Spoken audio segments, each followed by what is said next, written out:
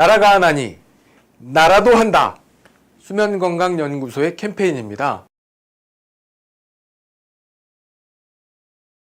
옆으로 자면 코골이가 좋아져요 하는 사람들의 대부분은 혀가 뒤로 처지지 않고 옆으로 이렇게 처지니까 그치, 옆으로 두는 게. 좀 더 생겨요. 그래서 코골이 무호흡이 분들이 자꾸 똑바로 옆으로- 못 자. 옆으로 자라고 하는 거예요. 자꾸 옆으로 자고. 예. 살려고. 예. 그거 더 심하면 이제 엎드려 자 이제 혀가 밑으로 처지라고. 그렇게 되는 이게 숨 쉬려고 하는 본능적인 행동이거든요. 그런데 그렇게 자면 또 이제 골격에 문제가 생기잖아요. 네, 네. 이 네. 골격은 이제 100년을 써야 되는데 100년 쓰려면 얼마나 아끼고 잘 이게 관리를 잘 관리를 해야죠. 잘해야 되는데 네, 네. 그 숨 쉬는 문제 때문에 네.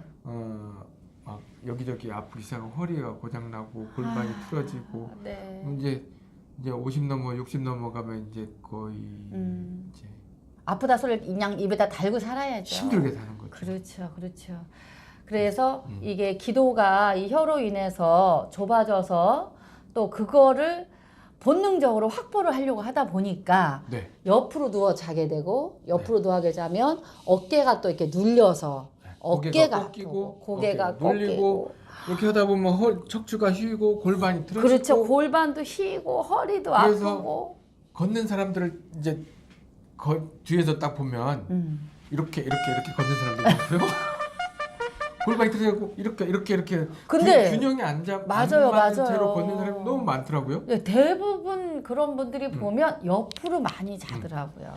또 많은 여성분들이 나는 똑바로 자기가 힘들어요 하는 사람들이 있어요. 왜 그럴까요? 그게 숨 쉬는 거하고 문제가 있고 또 하나는 목에 문제가 있어요. 목이 척추가 경추가 제대로 위치가 안 되면 이렇게 되면 되게 불편하거든요. 그리고 혀가 기도를 막으면 숨쉬기가 불편해. 에라 모르겠다 옆으로 자는 거예요. 그래서 목과 이 목이 엄청 중요한 게 뒷목, 앞목, 목구멍. 이 목만큼 중요한 게 어디 있어요? 그래서 우리가 소장님이 늘 장사도 길목이잖아요. 맞아요. 목이 진짜 중요해요. 그래서 우리 소장님 항상 목과 숨 이 얘기를 말씀을 하시잖아요. 네. 목숨을 살려야 됩니다. 네. 그 목숨을 살리는데 이 지대한 영향을 주는 것이 혀. 네. 근데 이제 혀가 이렇게 커서 코골이 무호흡이 심하신 분들은 그럼 어떻게 병원에서는 어떻게 해요? 혀를 잘라버리는 방법이 진짜요? 혀를 잘라요? 혀를 댕강 자를 수는 없으니까 네. 혀가 이렇게 있으면은 네. 여기를 쪼개요. 반을 갈라요? 아니 완전히 가리지 않고요. 네. 포트드 아니 뭐라고 하죠? 어쨌든 이만큼 쫙 점여요, 점여? 칼집을 살짝? 넣은 다음에 네. 그다음에 옆에 이렇게 도려내요. 이렇게 도려내요. 그래서 여기를 이만큼 이제 잘라내고 이렇게 붙이는 거예요. 이렇게. 그러면은 혀가 이만한 게 이렇게 작아지죠. 아니 근데 이게 작아졌어요? 네. 작아졌어요. 그 이렇게 뒤로 쳐주는 거는 마찬가지잖아요. 그러면 이제 여기 크기가 조금 작아졌다고 해서 이게 이렇게 무게가 줄어들었을 거 아니에요. 무게는 조금 줄어들겠지만 중력의 영향도 있고 그다음에 혀 뒤쪽을 잘라내니까 앞쪽이 뒤쪽을. 아니고 앞쪽은 되게 기능이 많아요.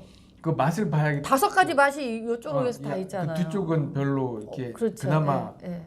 그러니까 네. 뒤쪽을 이제 희생을 시키는데 이게 넘어가는 뒤쪽을 넘어갔을 때 여기가 이렇게 두툼했던 게 네, 좀 네, 네. 얇아지면 좀